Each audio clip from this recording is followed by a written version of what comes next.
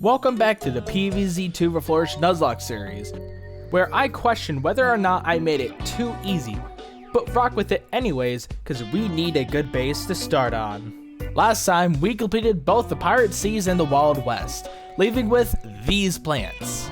Today, we will be attempting to complete both Far Future and Dark Ages, so stick around till the end to see if I survive the mechs and magic. Before we get into it though, I am required to put the rules on the screen, so here you go. Feel free to pause to read. Unlike last time, nothing has really changed, although there is a small section that I have finally finished. So, now that you're done reading, allow me to explain. If you looked in the comments of the second part of the NUZLOCKE, which you should check out if you haven't already, I listed the NUZLOCKE exclusive perks for some of the upgrades that I thought up of. Out of all of them, there was one upgrade in particular that I wasn't all too confident with, and that was the one for the plant food bonus. I have since figured out what its perk will be, and it is this. You get one plant food purchase per level.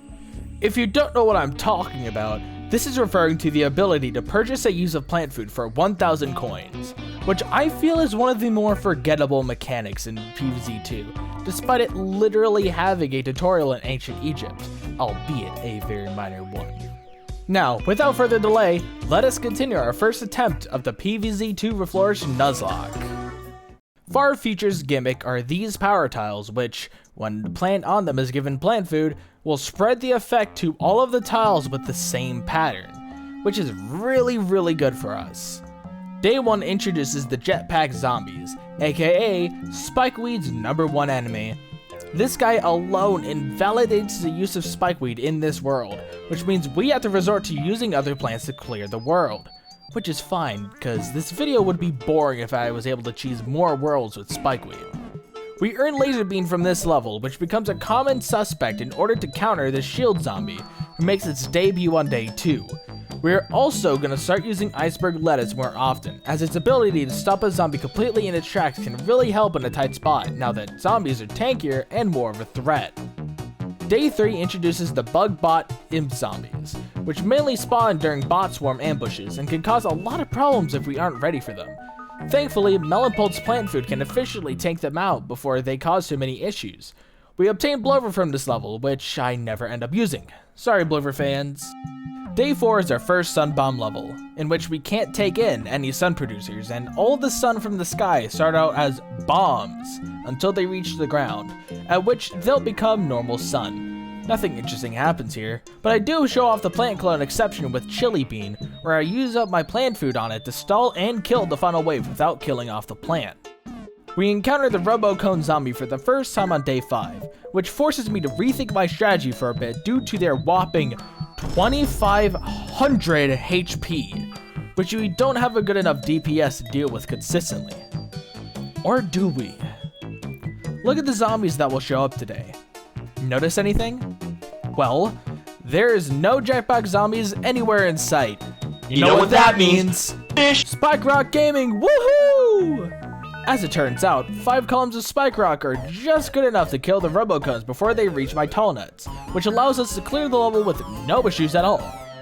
The Robocones show up again on day 7, but we finally obtained Citron on day 6, so we can confidently deal with them and be able to kill the Jetpack Zombies, which does us well for now, but this plant has a glaring weakness that we'll see later.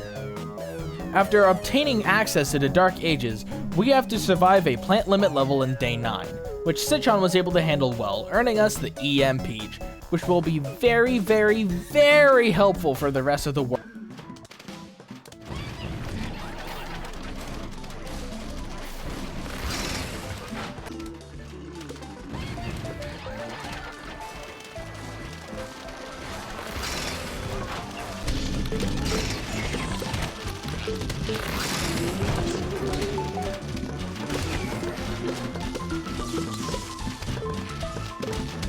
Oh wait, that's my EM Peach.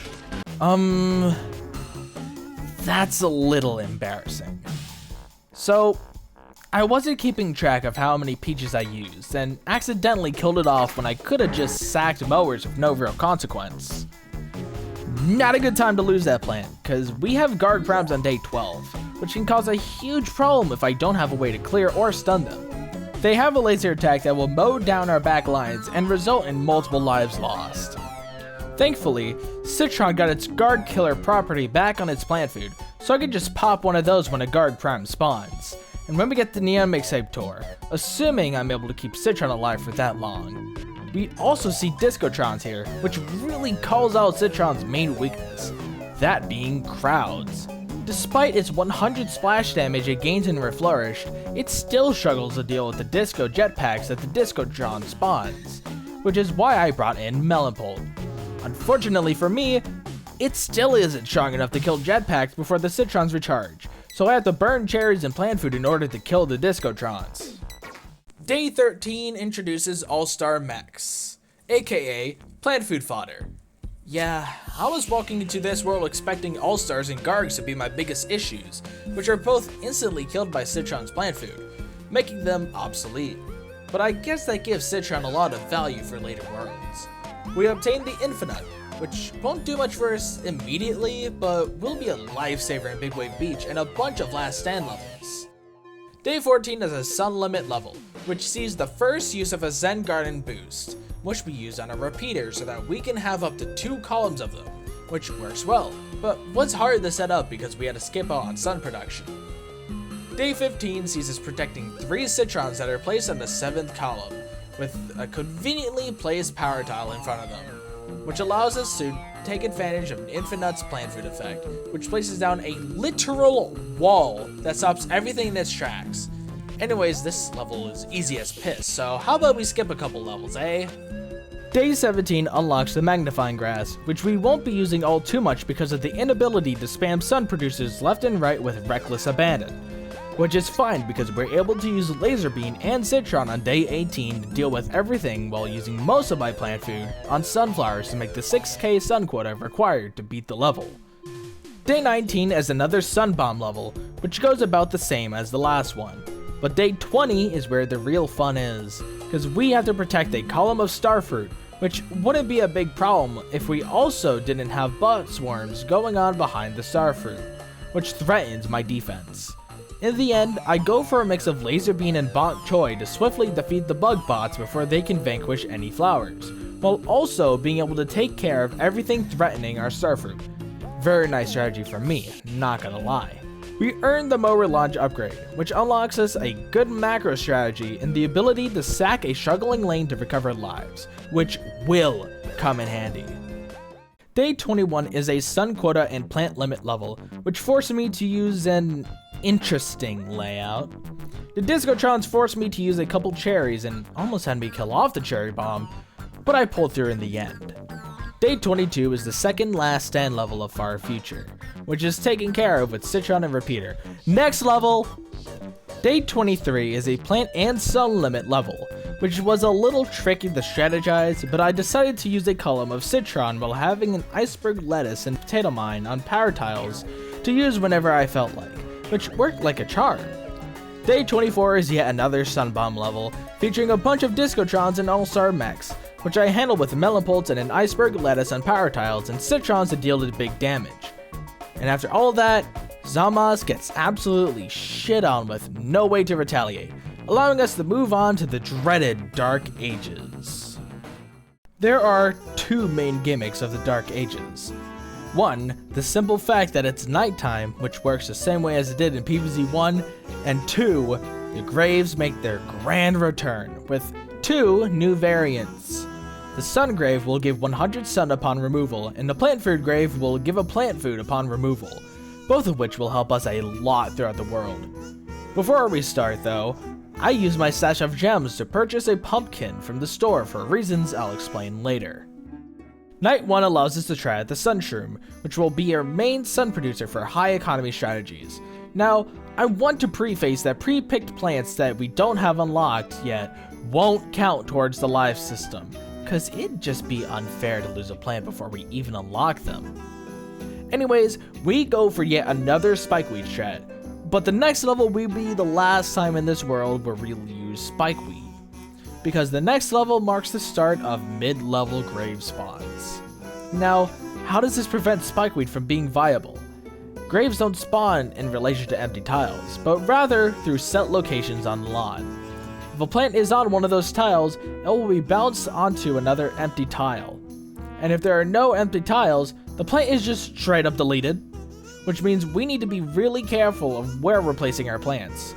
We don't have any problems with this on night 2, but it might cause issues later on in the world, so for now, I'll take my pushroom and go. Night 3 sees this world's debut for the Bucketheads, to which we counter with a melon pulse while using pumpkin in order to save space. By the way, pumpkin's only purpose is to be a wall that doesn't take any extra space. Night 5 introduces one of the 2 big bads of the Dark Ages, that being the Jester Zombie, which reflects all projectiles back to our plants, forcing us to use plants that don't use projectiles. Thankfully, we just unlocked Fume Shroom, which attacks using an AoE vapor attack, so we shouldn't have any issues with the Jester, right? Night 6 is the first last stand, which we just use Fumes and Infinite's plant food to win. We unlock the Sunbeam, which we'll have fun with later. Night 7 introduces the Night Zombie, which is just a stronger Buckethead zombie. We bring Citron to deal with its high health. Before we move on to Night 9, I'd like to mention the small fella in the room, Puffshroom. In PvZ 1, it was so overpowered that they significantly nerfed it by giving it a timer on its life in PvZ 2, only lasting 60 seconds before fading away. Initially, I was going to have it work like other plants, where this fading away would still count for a life. But after thinking more on it, I decided that for a plant that we're not going to see much use out of, there's no reason to nerf it so hard. And so, I have decided that Puffshroom will only lose a life if it's defeated by normal means. Now that the baby elephant in the room has been addressed, let's move on to Night 9. Night 9 was the first of the 2 evil potion levels, which feature potions that boost the strength or speed of the zombies, which is really scary. Thankfully, our early game was strong enough to survive with no major casualties. After obtaining the key to Big Wave Beach, we meet the Wizard Zombie, the second of the problematic zombies of the Dark Ages, which turns your plants into sheep, one by one. We end up having enough DPS to not have to deal with the Wizard Zombies on Night 11, but they may become problematic in the future. Night 12 is probably the coolest level in the game, having you protect a column of Puffshroom, requiring you to use your plant food wisely so that they don't expire. Sadly though, they end up spoon-feeding us with plant food again, so we have more than enough plant food to keep myself and the Puffshrooms alive. Night 14 is the dreaded Sun Quota level that bans almost all sun producers, requiring both Sun Graves and Sunbeam to make any sun. Now, I'd like to clarify that this is the reason why I made an exception for Gravebuster. And I'd also like to take this moment to mention that Sunbeam has 5 lives per level, also because of this level. You could manage by using less than 3 Sunbeams, but it varies with the player's ability to use Sunbeams effectively.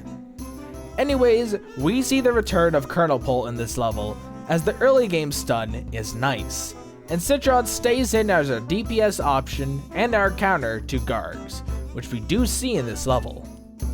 Guarding Magnet Shroom is another last stand level, which we use a similar strategy to clear. It was tougher, but still manageable, allowing us the ability to use Magnet Shroom in future levels. Night 16 marks the entrance of the Zombie King, which will knight random zombies on the lawn, which Magnet Shroom will be useful for, as it can unknight these zombies. Just like in the first game, it can also take off other things like buckets. So it generally makes zombies a lot weaker, allowing them to go down faster. Okay, so I have Night 17 labeled in my files as Disaster, and as you will see in the footage playing in the background, it most certainly fit the name. This is another evil potion level that features every zombie we have met in this world, meaning I need to limit my plant selection to AoE plants so that the Jester doesn't ruin my defense. But the issue didn't reside in the zombie cast. Instead, it was the graves that constantly spawned on column 5, which came with frequent necromancies, along with not enough sun to handle all of the boosted zombies speeding to my plants. This was the first time where I had to rely on the extra perk of Mower Launch Upgrade to restore lives I lose throughout the level, because the zombies constantly spawn at column 5 eats up a lot of what we have. In the end, we lose out on Laser Bean, Fume Shroom, and Pumpkin, which is a lot worse than you think, because Fume Shroom is pretty good for the Neon Mixtape Tour Last Stand levels. We also end up using a power-up so we don't have to go through that nightmare again. And thank God, because I was not doing that shit again. Night 19 went much more smoothly than the last one. We must protect 3 endangered magnet shrooms located on column 6. Although we no longer have our common AoE plants, we do have some more niche ones, such as Snapdragon. And since we no longer have Pumpkin, we have to resort to using Infinite to protect the magnet shrooms from a delectable fate. This actually works out really well, with the magnet shrooms weakening the zombies and then the Snapdragons killing them off. After we finish off the zombies, though, we took down Zomboss's ugly excuse for a dragon and took off for Big Wave Beach, which we'll be covering in the next episode. Thank you all for watching. If you enjoyed this episode, consider hitting the like button and maybe even subscribing as well. It would mean a lot to me if you guys supported the channel.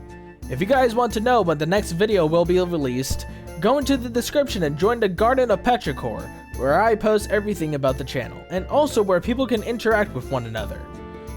Thanks again for watching, and I'll see you all in the next one. Adios.